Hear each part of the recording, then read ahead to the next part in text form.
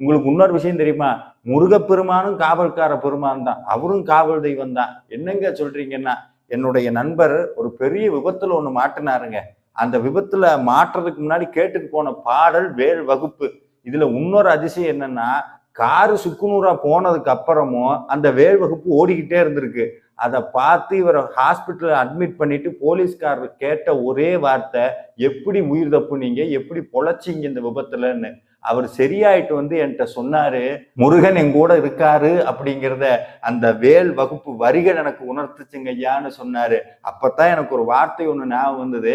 அருணகிரிநாதர் 15வது நூற்றாண்டுல பழனிமலையில உட்கார்ந்துட்டு ஒரு வார்த்தை சொன்னாருங்க.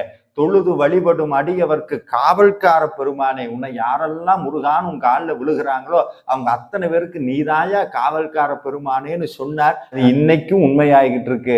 முருகனை நம்புங்க. என்னைக்கு நம்மளுக்கு பக்க பலமா காவலா நின்று நம்ம